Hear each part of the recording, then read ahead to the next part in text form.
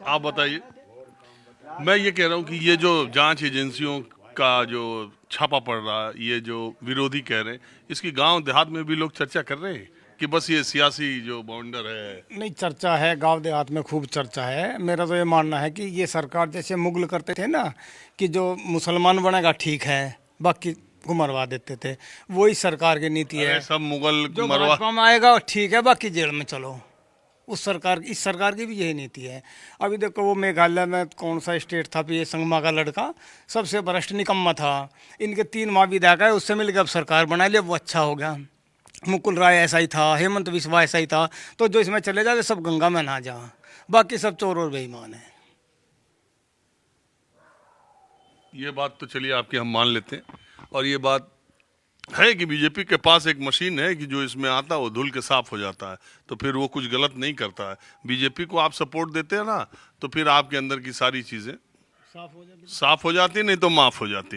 लेकिन अगर आप विरोधी हैं, तब फिर ये आपकी बात मैं मानता हूं कि विरोधी है, तो क्योंकि मैं क्या, आंकड़े खुद भी बताते हैं। लेकिन एक बात बताइए, आप ये भी मानते हैं कि जो लोग सत्ता में रहे हैं, उन्होंने, आप ये मानते हैं कि नहीं कि उन्होंने भ्रष्टाचार किया है? नहीं, देखो, भ्रष्टाचार तो है, हर पार्टी में भ्रष्टाचार है, पर हर पार्टी में इतने बुरे भी तो नहीं है, अच्छे भी है बुरे भी है। और जो भ्रष्टाचारी है उनको तो सज़ा मिलनी चाहिए, किंतु इनको को भी तो मिलनी चाहिए। जो इनके साथ है उनको क्यों छोड़ा जा रहा? भाई, बुलडोजर चल रहा है यूपी में, क्या भाजपा में माफिया नहीं है, गुंडे नहीं है?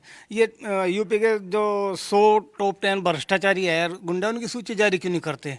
क्यों ये जग रही होगी जी, वो भी जारी करनी चाहिए। वो भी आएगी, जारी होगी। लेकिन ये सवाल तो मैं कई बार कहता हूं कि अगर माफियाओं पर कार्रवाई की बात हो रही है, तो सबसे पारदर्शी तरीका तो यही है कि जितने माफियाओं पर पहले भी जो केसेस है और संगीन अपराधों में, उनके नाम सबको पता होने चाहिए, और तब पता होना चाहिए कि वो कार्रवाई कैसे और किस तरीके से की जा रही है। लेकिन केवल इस बात पर कि राजनीतिक विरोध का बदला ले रही है बीजेपी सरकार, सारे भ्रष्टाचारियों के खिलाफ कोई जांच ना हो। ये यही करते हैं, इनके खिलाफ बोलने से डर भी लगता है, क्योंकि पता चलेगा सुबह ही ईडी वाले आ गए, तो इसलिए आदमी बोलने से भी डरता है। इन जो भी इनके खिलाफ बोलता है, सबके यहाँ कहाँ से ईडी? सुरेश राणा की होनी चाहिए। ये 14 दिन में पेमेंट कराने की बात कर रहे थे, प्रधानमंत्री जी भी कह के गए थे यहाँ पे 14 दिन में पेमेंट कराएंगे।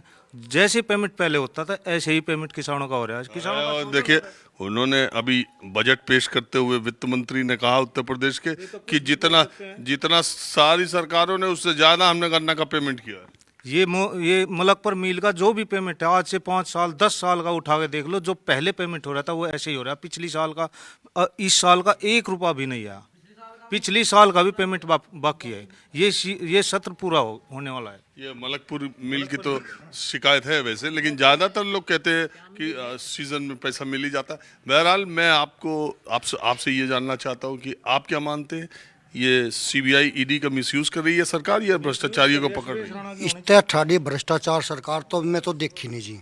सबका नंबर 1 भ्रष्टाचार, इतना भ्रष्टाचार सरकार में है, हद नहीं।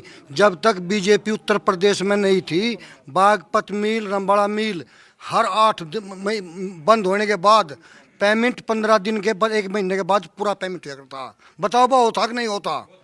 और अब यार चाल चला दी सरकार ने, जो एक भी मिल, ये सरकारी मिल भी पेमेंट करागा तो ये जो है प्राइवेट वाले नहीं खोलने के सर। एक बात बताओ, आपने कह दिया भ्रष्टाचार का, एक कोई उदाहरण बताओ। इसका कौन सी सरकार का? इस बीजेपी का? नो बताओ, जनता प्रधानमंत्री बना या योगी बना, सच्चाई कहाँ है इनके पास? झूठ के अलग। अरे हम एक केस पूछ रहे हैं, आप सारे बिल्कुल झूठ ही झूठ है जी। यहाँ आया था बड़ौत में, मोदी पहलम पहल बोलिया मैं वो मोदी नहीं हूँ जो किसानों का गन्ने का पेमेंट लेकर भाग जा।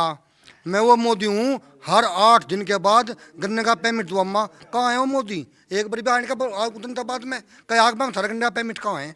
बताओ क्या हो, एक दिन की बता दो।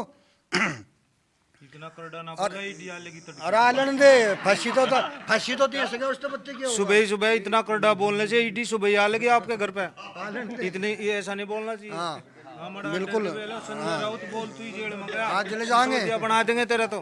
बैठे रहेंगे वही, और क्या रोटी तो खाने को मिलेंगी। अरे है तो कुछ गड़बड़ इन्होंने भी किया क्या? हम गड़बड़ के आदमी नहीं, हम कहीं के गड़बड़ करेंगे जी? आदमी गड़बड़ का हो ही नहीं सकता। आप क्या मानते हैं भाई साहब? ये सब जाने नमस्कार, मैं हूं मानक गुप्ता।